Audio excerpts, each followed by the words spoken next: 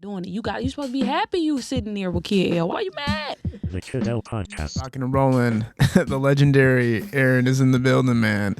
You go so crazy at the Pistons games. You got the swag cam on you at all times. You're always on the Jumbotron. Today you should be on the Jumbotron because your fit is crazy, son. It's crazy. Like, you beat me today. It's not a contest. Yeah. So we're clear. Right. Not a contest. Same team, if I may. For sure. But yeah, I put these outfits on. Started going to games when I was a little kid, but I mean, it got really interesting about a season ago. I ended up getting a full season tickets, and I wear stuff like this. That's how I dress now. I used to have a job where I couldn't wear stuff like this, and now this is how I dress. Yeah. And they loved it. So they started putting me on the Jumbotron, and I became more popular with the people at the games. There wasn't a lot of people at those games last year. It was a tough season. And then this season, surprisingly, got very good. And my seats got a little closer, a little better. But what really kind of got me out there was I'm the number one. In my opinion, I take on challenges. Whoever you are, challenge me. I'm the number one heckler in the NBA. Okay, I believe the count for this season was 13 people. 13 players for the other team that tried to fight me or otherwise engaged in some sort of nonsense back and forth on the court or otherwise. Jesus, man. Hi, Jalen Brunson. And so, not naming names. But so, yeah, so one referee who won't be named, actually two referees who won't be named, countless assistant coaches. And what happens is I stick out. And I like to have fun, and I like other people to enjoy my presence at the game, and I'm a part of the game. And I've been doing that my whole life at one facet or another. I did it in high school. I did it at a college game, whatever. But now I'm at, the NBA. Yes. And I've always dreamt since I sat in the worst seat at the Palace. That's where I used to sit, the very worst seat. And I said, one day I'm going to sit down there right behind Mason. So here's one day. I'm right behind Mason. I have literally the best seat in that building at LCA. There's closer seats, there's more expensive seats, but I have the best seat. I have the best view, and I'm in a perfect spot because I'm not quite on the floor. I will be next year, unfortunately. I don't want to move, but I have to move. But the press table hates me, and the team loves me. Shout out to JB. Coach Bickerstaff loves it. I asked him once if it was annoying. He thinks it's great. But the key is, it's really hard to annoy a professional athlete. And that's not what I'm about all the way. But I enjoy doing it. It's fun. It's part of the game. And I don't do it for no reason. You have to do something that we don't like as a fan base, and then I'll start picking at you. Doc Rivers. I'm not naming names, though. But, so... Right on. So, basically, I would engage, and the security hates it. They're freaked out. Because why are they talking back to him? It really freaked him out. And then this whole persona starts getting more and more deep. It's always been there, but it's just getting more expanded, I guess. So all of a sudden, there's cops in my face. There's security in my face. Everybody's in my face. You can't do that. You can't do that. Well, what can't I do? And that's the beauty of it. I don't break the rules. I don't say anything vulgar. I mean, I do like when I'm talking, but I'm not going to do it screaming, behind a TV camera next to some kids with their parents. That's not a good look. I don't say anything vulgar. I'm not even allowed to say their names anymore. They have a different set of rules for me. I have, no names, no first name, no last name, no numbers, no pointing, no saying mean things. The list changes every game. So the NBA made a list of regulations for how you're allowed to heckle because you're so prolific with it? So this is how it goes. When you're on the floor, you're subject to the NBA's code of conduct. Everybody's technically subject to the code of conduct, I believe is how it works. And if I'm wrong, please correct me. But when you sit in the lower bowl, though, you're kind of at the mercy of the Detroit Pistons organization and Little Caesars Arena. But when you're on the floor, the NBA also has a layer down there, too. They actually send people to those games to watch everybody. So when I move to the floor next year, it's going to get scary because they don't think I'm going to make it more than 2 games. Wow. And that's what the over-under's been set at for informal betting on the floor. And that's okay. We're going to try to go for the over. Excellent. But where I'm at now, the NBA can't really throw me out, or the Pistons could technically overturn it, I guess, is what I'm understanding. So there's part that's to do with the stadium's regulations and like the organization, and there's part to do with the NBA's, how they handle the hecklers. Exactly. And the issue is, it really all goes back to the Palace. I don't even want to say the stupid name that people say, but we'll just say the day Ron Artest made a bad choice. Malice at the Palace? Malice at the Palace. They are so freaked out by that if I stand up and say something to the other player, and he says something back, they flip out. Because what if he jumps the table and comes up there? Right. Now, do your job. I don't know what the protocol is for security to keep those people at bay, but I know it wasn't done properly from what I could tell or what I heard at the Palace Auburn Hills. But you're punishing me 20-some years later just because I'm annoying. But, like, these tickets, they're not cheap tickets. They're wildly expensive tickets. Yes. They're corporations sitting here, mostly. I'm a guy. I don't have a corporation to push. I don't have an album coming out. I'm just a guy. Right. So I put my scratch together and bought these seats. Now you got a dude telling me, in a worse mullet than mine, because mine's better, but now you got a dude telling me, calm down, don't get all crazy. Well, sir, all due respect, I've been waiting my whole life to get here. You know, like, this is part of the game. You know, it is what it is. But what rules have I broken? And they can never answer that question. So, nonetheless, I'm on the Jumbotron because I wear crazy stuff, and then I'm always yelling at somebody. They'll put me on there, and I'm yelling at people. And the team and the Pistons and the basketball part of this building loves it. But there's more to that building than that. There's a team, there's a group running the security and running the stadium. It's not called Detroit Pistons Arena. It's not owned by Tom Gores. It's an independent building owned by another product. And those people don't love what I'm about sometimes. Most do. A couple fans don't like it either, and I apologize to them. I get it. It's annoying. But I don't do it the whole game. I don't do it for no reason. I've had an issue with 3 or 4 people that didn't think it was funny. But I'm not stopping that for thousands of people that take pictures with me and think it's hilarious. Right on, man. Before we jump into the stories in a case-by-case basis, can you tell everybody where you're from? Yeah, I'm from Belleville growing up. I rep Ipsy too because at some point I hung out there, but I also moved there a couple times. When I was a teenager, I moved around. So I've been in Vegas, I've been in Chicago, I've been in Tampa. I went to school at USF in Tampa, moved back to Michigan. Always comes back to Michigan, it seems like. Cool. You know, I go out there, I try to run away. I really do. I want to tell you guys I'm born and raised here. I am. And I never left. I did. But, like, I always come back. Yeah. And I always rep it when I'm gone. But for whatever reason, when my life blows up or this happens or that happens or something good, I always come back to Michigan. So, very dope. But yeah, I grew up in the Belleville, Ipsy side of town. You were always super interested in the Pistons and just Pistons or just Detroit sports or all sports? I love Detroit culture. When I was a kid, I don't know too many kids that were my age. I'm born in 85. I'm 39. I'm an old man. But when I was young, I remember watching like the news and the Chambers brothers were on there and YBI stuff and all that stuff. And Chris Hansen before his show when he was a news reporter. Like, how do I remember this? I was this big, but I just loved the whole culture of the city. And I loved going to the auto show. And I loved all that stuff. And I'm going to say it right now because I know you're going to say it in the comments, not naming names. I'm a tourist of Detroit, apparently, because I didn't grow up in the city limits. Fair enough. If that's how it is, that's how it is. I'm the Detroit tourist. I'm going to embrace that name, whatever.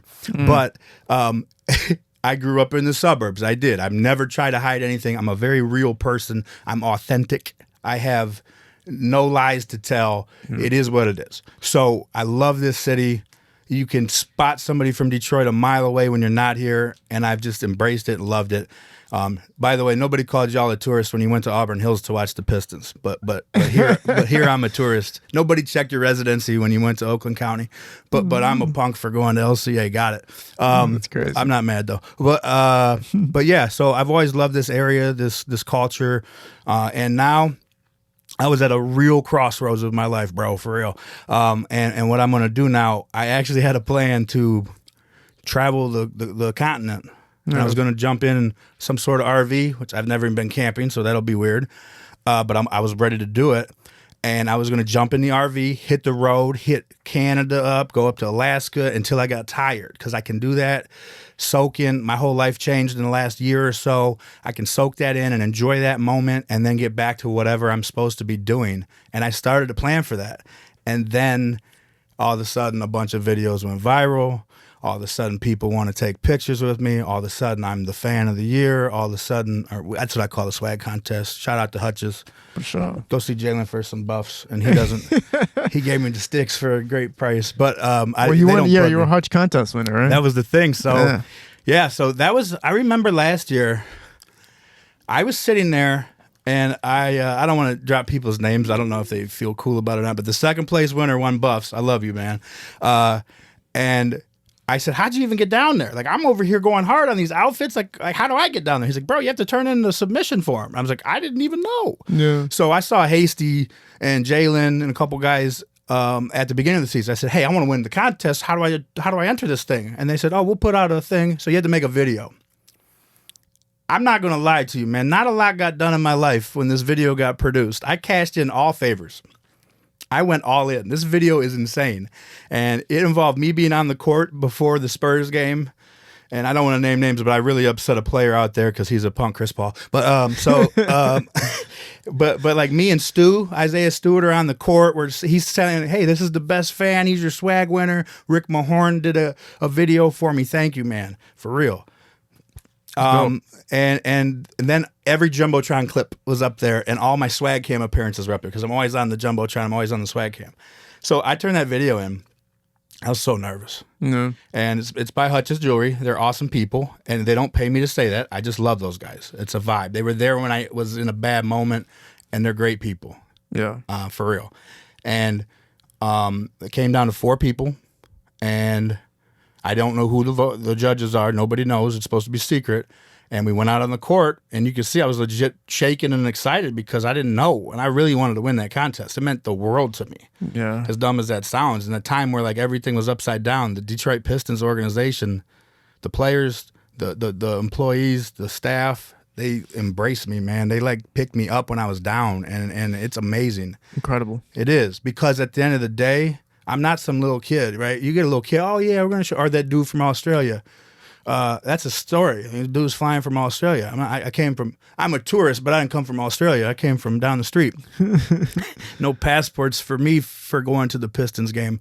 But I'm a grown ass man. Can I swear on this? Yeah, of course. I'm a fucking grown ass man, bro. Like why would we put him on the newspaper? Why would we hype this guy up? But they did, and I became like, not a part of the team per se, but like if you go to LCA, you're gonna see me on the TV probably. You're gonna bump into me in the hallway, and this is it. I'm just hanging out. I'm part of the damn arena now, and I love that until they ban me next year at Game 2. So yeah, that's kind of where I'm at with it, man. Yeah, like they're embracing you, right? They're embracing what you bring to it. You know, you're bringing a different factor of fun, entertainment, energy to the arena, and people need those cultural pieces inside of the stadium to make them lively and not just so corporate feeling. Or I remember when I first walked into LCA, I was like, this doesn't feel like the Palace. I was like, it feels kind of dry and stuffy. Yeah, and then all of a sudden, like, AJ started bringing, Aaron Johnson started bringing in culture, started bringing Detroit, started bringing in celebrities and changing the environment a little bit. And I was like, okay, now it feels like Detroit. Like, this is it right here. I'll tell you what, it does not feel like the Palace.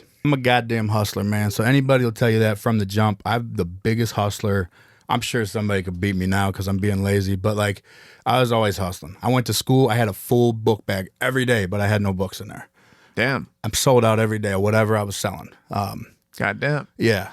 And it sounds like drugs too, but it wasn't. It was more than that. It was other stuff. It was CDs maybe. Oh. Burning CDs was a thing back when I was the guy, man. I found a way to hack into the video game systems to trick it to do an authenticity. I didn't make that part up. I bought it, but it tricks the system to say this is an authentic disc, and then you open it and switch it out, and you put the fake disc in. Oh, you were the guy? I'm the guy. Wow. I had at the time is when you youngsters don't know VHS tapes. Yeah. I had a DirecTV card allegedly that I could get every channel. Allegedly, I could get every channel. And I would record stuff and go to school, and I'd allegedly sell it to people. Brilliant. Yeah, I might have started an alleged online casino. Wow. Not online, underground casino. I might have had the craps table. I might have had a blackjack table. I might have had slot machines. All the statute of limitations has expired and all this to whoever's thinking about it. Don't even. My money is now legit. Don't.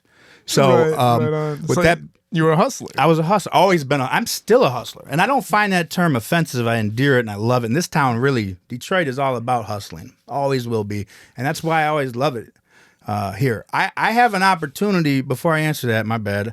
I have an opportunity to move anywhere in the world, literally anywhere in the world, and I think I'm going to move to the city just to troll that person that calls me a tourist. LOL. But honestly, I really embrace the city. At the very least, I'll be nearby. Yeah. But I think I'm gonna stay put, man, and I'm gonna dig in. I was on my way out of here, and this town put me on the back, man. What? So when it comes to the NBA, when you're making your entrance into the heckling world in that dimension, what was the first year that you were getting into it? Yeah. So season wise, part of this I'm probably gonna gloss over, but there was a situation where I first encountered Doc Rivers, and I first encountered DeAndre Jordan and a couple other people. And I had a dream to always sit on the floor. Never have. Shit's expensive. Those tickets are dumb money. But one night, it was a blizzard, and the price just kept dropping. And I said, if it goes below this price, I'm going to that game. what was the price? I don't know, it's probably like $800 a ticket. Okay. But these are like $2,200 tickets, I think, at the time. Yeah. Actually, it might have been less. It might have been going down to like $600, $500. The thing was just fucking tanking all day, though. Floor seats. Bro, I mean, it was floor under the basket. Honestly, it's about where I'm about to go sit next year. Cool. So like, yeah, there's better seats, but it's floor is floor to me. I was on the floor. But then I started fucking with these guys because the guy was being an asshole, man. And he was just crying to the ref, DeAndre. Every time, I'm not naming names, DeAndre. Every time he went down there, he's crying to the ref. And he misses both free throws. So I said something light. It wasn't even a big deal. It was like, hey, man, like if you're going to cry to the ref every play, could you make one of the free throws? Like, bro, we're trying to get home tonight. You're just dragging this game out. You're not even going to win this game. You know, it was a chippy game. They were already cranked up. And I didn't really expect much of it. I'm just talking shit. And then he starts like doing this shit with his braids, like his middle finger. And I'm like, oh my God, why would he? And then next thing you know, we're talking. And then Doc Rivers is like, what the fuck are you doing? Get out of the game. You're arguing with him. And then they send somebody else out there. And I start arguing. So Doc Rivers kicked DeAndre Jordan out for arguing with He you? didn't kick him out. He benched him for a minute to like cool him down because he's engaging with me and getting annoyed. Like, so that's the thing. Like if a heckler is engaging with the NBA player, an NBA player might get taken down by the ref. I mean, by the coach for a second. Like, I don't want to say that per se, but I'll say that Doc did not like in this moment that he was talking to me. Okay. Because I think he was understanding that I'm literally just being fucking annoying. Yeah. And I was fucking with his coaches and I was doing all kinds of shit. But maybe he needed to break anyways. Okay. But I will tell you this, whoever the fuck he picked to come in there, and I don't want to say his name because this will identify the game, and there was a lot of talking about this situation, and you could see it on the television in the corner, but the guy he brought in there was not happy to be in the game when I started fucking with him. Mm-hmm. And he got really pissed off. And then that's when the shit hit the fan. That's when security gets involved. That's when, stuff happens like that.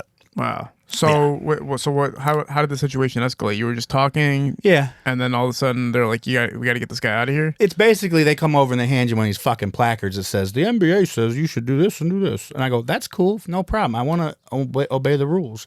What can't I do?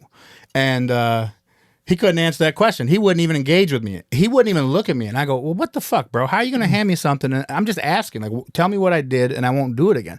And that's always been my issue. What did I do? And I won't do it again. But you just because the player's talking shit to me doesn't mean I did anything wrong. Yeah. These guys are babies now. NBA is not what it was 20 years ago. 20 years ago, nobody would even look at me. They'd just be like, fuck this guy. Yeah. Now they're like upset and wanting to fight. I had a guy threaten to fight me. Yeah. That wouldn't have happened 20 years ago. What was the next game that you went to that was kind of like out there? Without being obvious, I didn't go to a lot of games for a little while. Oh, damn. I took in other events, and then I showed up a couple years ago, 3 seasons ago, and I was very fucking quiet. In fact, you could have heard a pin drop with me because I didn't want to say shit. And I was seeing how the game was, and I really missed it. And I said, I want some fucking season tickets. So I called down there. We worked out a seat that was good for me. And then I started my shit up again. Because I wanted to talk to everybody. Like, what can I do? What can't I? I'm not trying to upset people here. Like, this is part of my community. And I want to hang out here. It's my jam. So, like, they were just like, oh, what are you going to do? You're not going to upset these players. Like, and I did. And I did it from fucking 9 rows back. Yeah. But then last year I moved up. It was pick your seat day. I moved up to row 4 right behind Mason, half court's the best seats. They're amazing. But now you can really fucking hear me. Now you can hear me yelling on TV sometimes. Wow. Like I'll go home and play the game back when I get home, and I'll hear me yelling in the other room. That's how I know I got to go look at the play, because I'll remember like, oh shit, I forgot I yelled at him. Yeah. But it's intense, and they fucking hate me down at the press table. Yeah. So yeah, it's been wild, man. What was you haven't gotten ejected ever?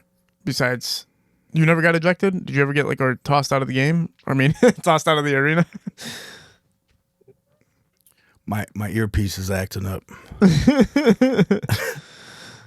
I haven't had any issues like that recently. No. Okay, cool. So you never got tossed out of the arena. So, what's some of the, like you said, over 13 NBA players? Yeah.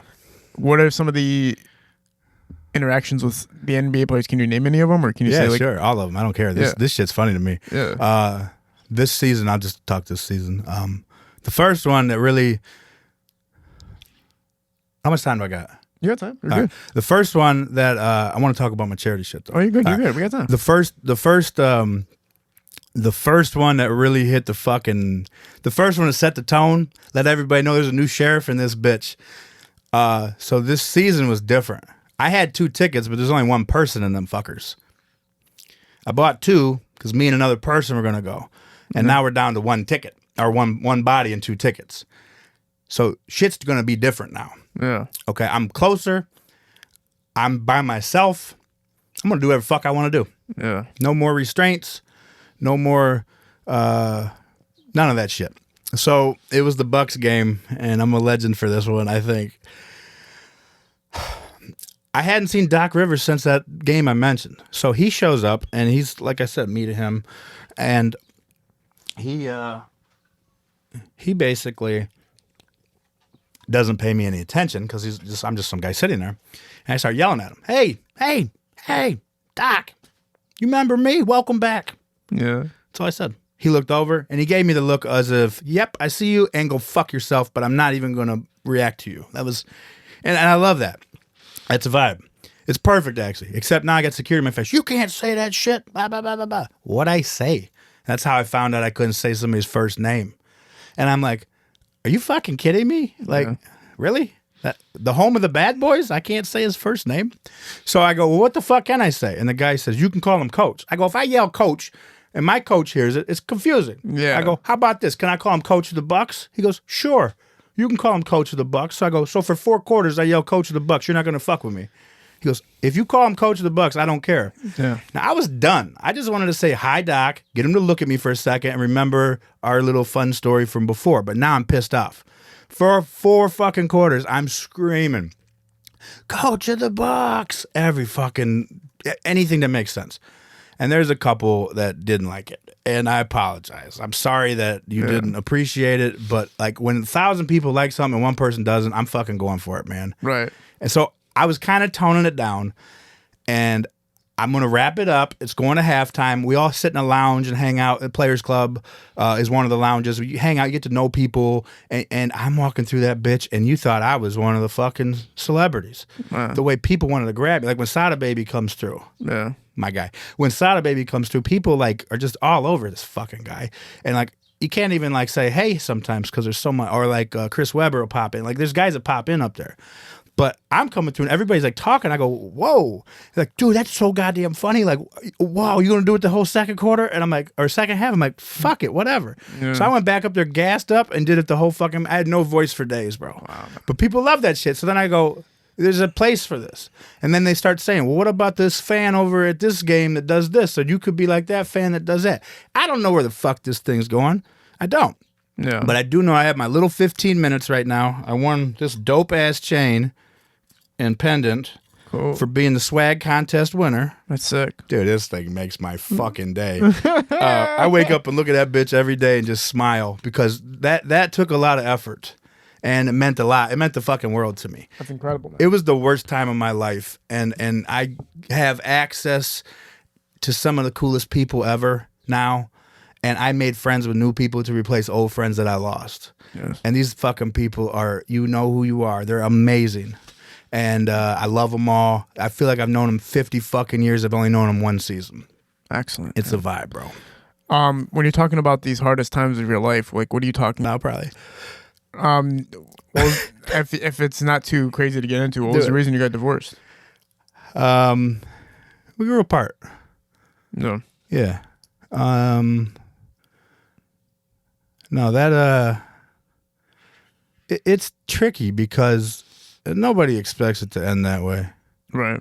You know, nobody expects that shit. Why would you even fucking do it if you expected it? But like at the end of the day, somebody you meet in your 20s, early 20s, they're not going to be the same person they're in their late 30s.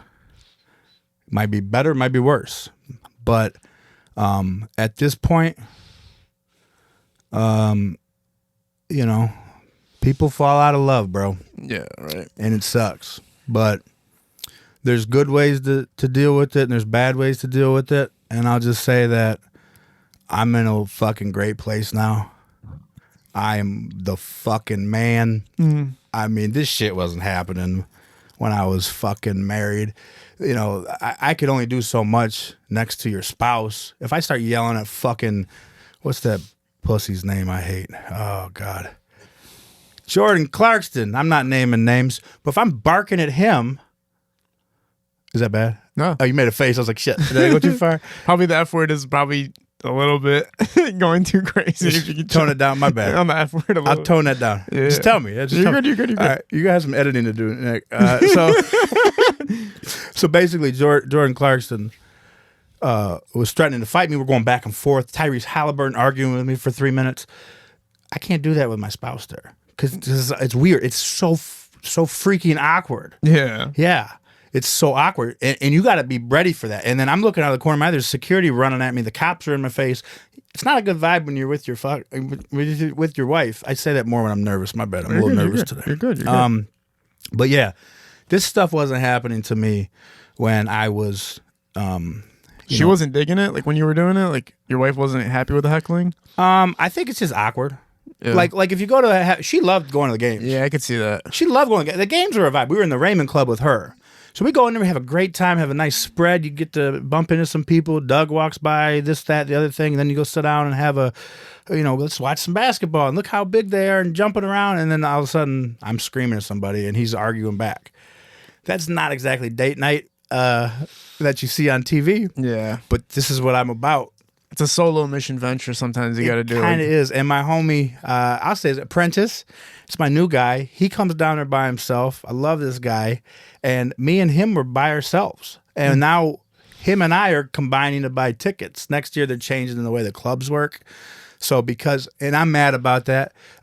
We love the Players Club, but we love our seats. But the Players Club won't be attached to our seats anymore. So we're going to move down to the floor, but they wouldn't sell one ticket. So Prentice and I are now a partnership. And we're going to move down there together. Very cool. And then in 2 games, you're going to have to go sit with them because I'm not going to be allowed to go there, apparently. Somebody's got to use the ticket. Somebody got to do it. I can't wait to see what you do to make that happen. That's going to be hilarious. Yeah, man. Now, beyond everything that we're talking about here, man, we do have some positive things to promote. Yeah. You're a part of some organizations and you're a part of giving back. Can you talk about how you do give back to the community and just your philanthropic nature that you have? Absolutely. So here's where I'm a regular dude. This is why I'm on here, by the way. It wasn't all this other bullshit. I mean, I like it. That's what got me funny. Here. It's funny. That's my story. But like, that's just me on a Friday night, man. So, by the way, the ripping up the money thing, yes, that's me. Can you tell people about that? Yeah. Swag Cam has been awesome. Every time they put the swag cam on me, you got to show off your jewelry. Now I got this beautiful piece. I got the new watch from Hutch's. I got my pinky ring from Sean Wiley Jewelry. I got all this.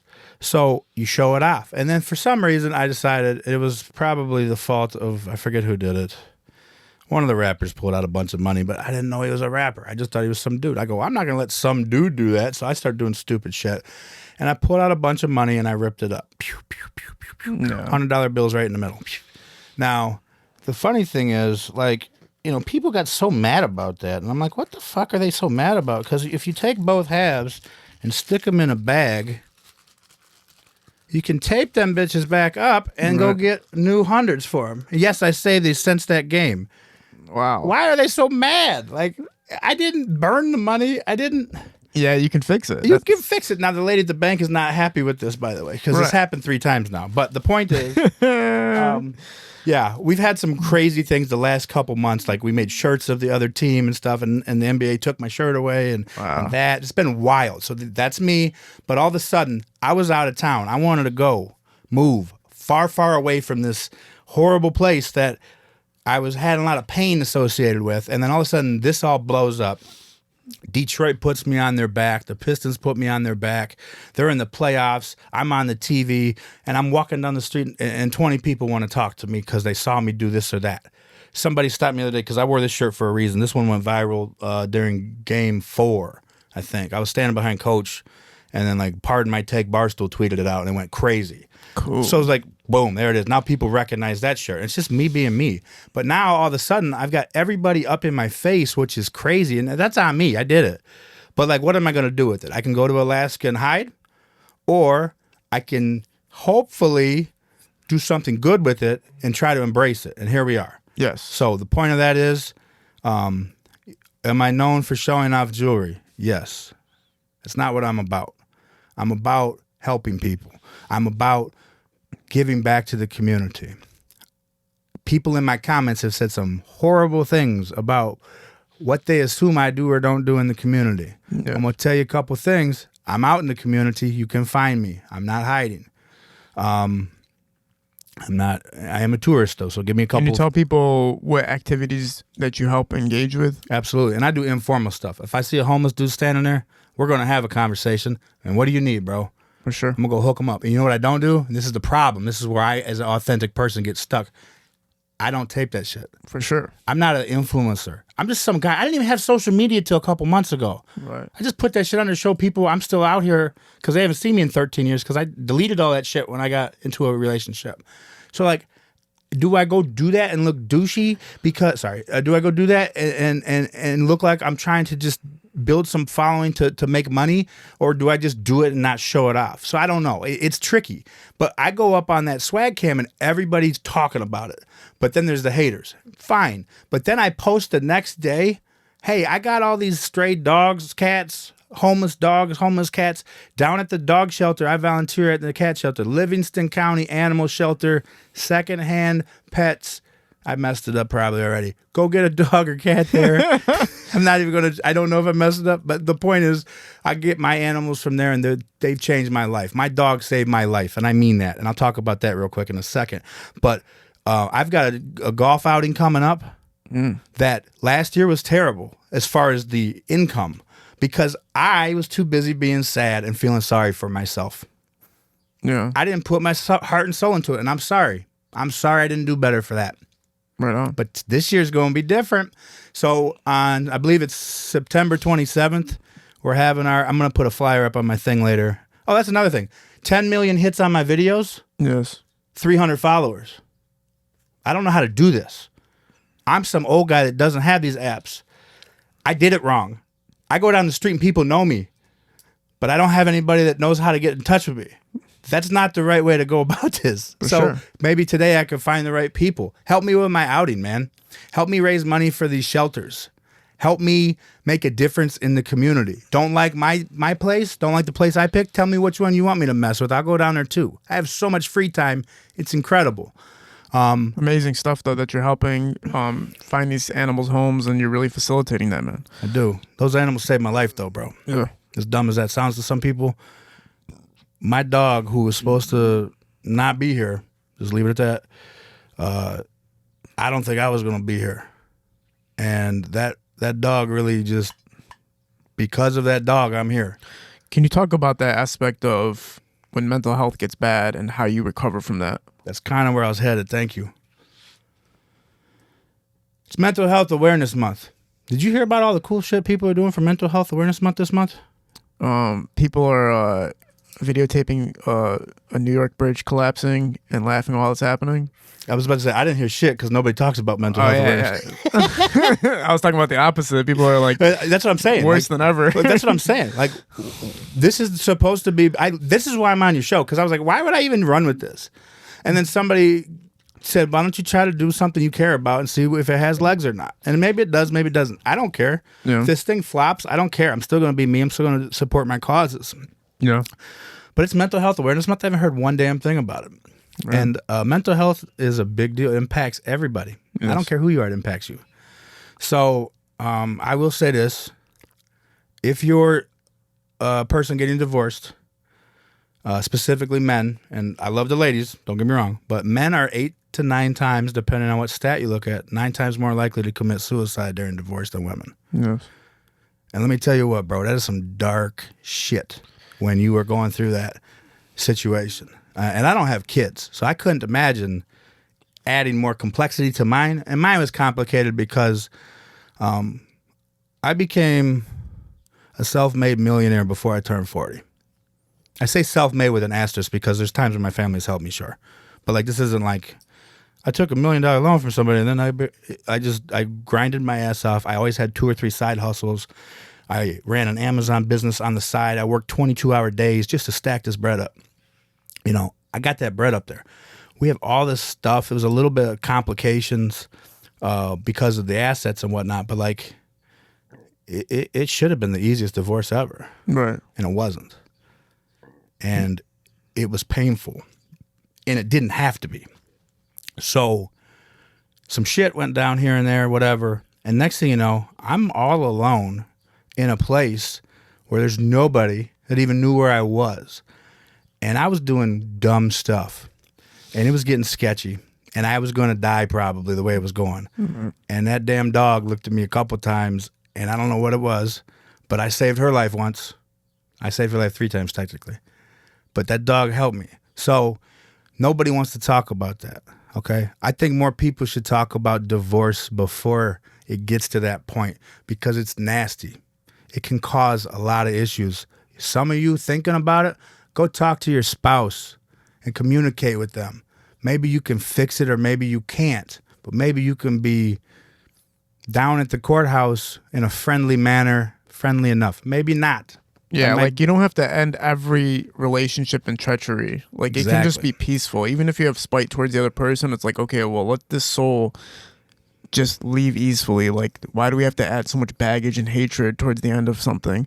People purposely try to make it so angry at the end just so it's easier for them. But it's like you're destroying the other person to make it easier for yourself when it's like, just make it as hard as it is for them by leaving gracefully, right? Exactly. Leaving gracefully is super, super important in everything. Even if your last moments of life, like, leave gracefully. Just know, like, it's coming to that point and you just have to move on. I get you, and bro. don't take anybody else with you while you're doing it. You know what I mean? Like, 100%. You know, it's difficult out here, but I'm sorry to hear that, man. It's terrible. It's okay. You know why I'm okay with it? Because I don't F around. I told you the story about me getting arrested at 17. I came out of that firing. Yes. I messed up again. I did. I came out of that, college grad, became a corporate badass. And I had a side business or 3. Yeah. I had the nice house. I was living on the golf course. I had an Escalade golf cart, bro. Legendary. I took the Escalade and towed it with the like that was the coolest moment ever. Like, that's the kind of stuff I was doing because that's where I wanted to be at. Everything was good. I love my life. I woke up every morning and said, I'm so happy to be alive. This is everything I dreamed of. Beautiful wife, got my dogs, big, beautiful house, awesome place. And without even a conversation, gone. Man. Gone. Horrific, man. So here's what I'm about to do. I have bad times, and I thought about some horrible shit. Yes. And that's what I want to tell people. Don't do it, man. Don't think about this. Mental health. Nobody's talking about this. I want to be able to tell people, I don't care what happens. I don't care if I get followers. I don't care if I don't care. It doesn't. I'm going to make more money doing something better than that anyways, probably. But if you ever hear this message and you're thinking about doing something permanent, call me. Maybe you still do it, but hear me out first. Sure. Don't, because here's how I'm going to win the game. I'm going to come out better. I'm going to find better people. I'm going to enjoy my life more. I happen to have a lot less money, as you might imagine. That sucks. But nonetheless, here I am.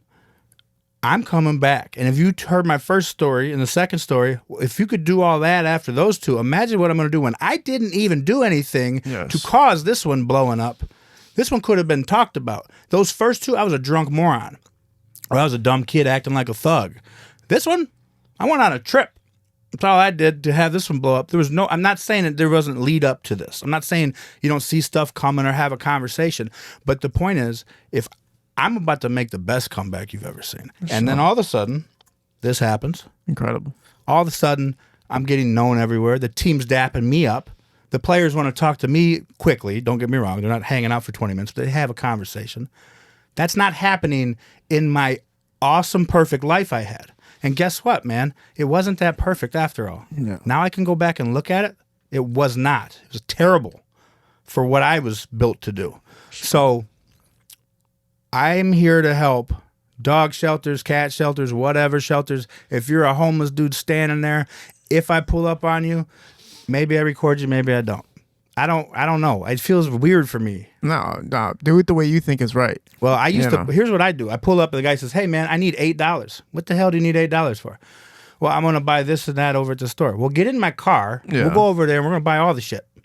And then go get extra stuff too. And, go to the liquor store and fill up there too. I spent, I think, $140 in the last homeless guy. I bought him a damn phone. He wanted a phone. His phone got lost. I don't know. I'm not going to ask what happened. There's all kinds of... I love homeless people, by the way. I have homeless friends from Chicago. I used to work out there. Lots of stories. But, you asked for $8. I'm giving you a dinner with me. We'll talk some shit, and then we'll get whatever you need. And then I put 0 videos on that. Because that's just me driving down the street. I think that's the way, man. I think just do what's best in your nature, because you don't want to build up that karma in your system knowing that you're just doing something in addition to get viewership or anything, which you're not. That's not your intention, but deep down, it's like if you're going to do it, just do it for the right reasons. And that's why I get stuck with this type of stuff. Because this is great, though, because this is a story that inspires people. You're enriching people's lives and, with the sports events and making people feel like things are more lively and that there's people who are fearless. And what's the word for it when you just have so much courage, just be yourself. And I think that's why people gravitate towards you. That's what people are lacking these days, to dress the way you want to dress, to express yourself the way you want to express yourself in the stands, going crazy at the audience and the fans and the players and everything and the coaches. And it's like, that's why everybody loves you. It's because you're fearless. You're just willing to be yourself. And you're just going to keep doing it. And the Pistons wouldn't wrap their arms around you if that wasn't the case. They would be like, who the hell is this guy, if they didn't feel like it was coming from a genuine place, and it is.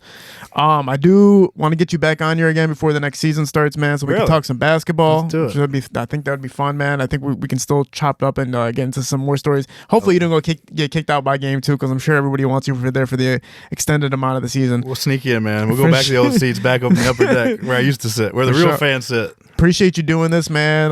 It is awesome seeing you on the Jumbotron. I'm sure everybody's super, super stoked to see what you have in store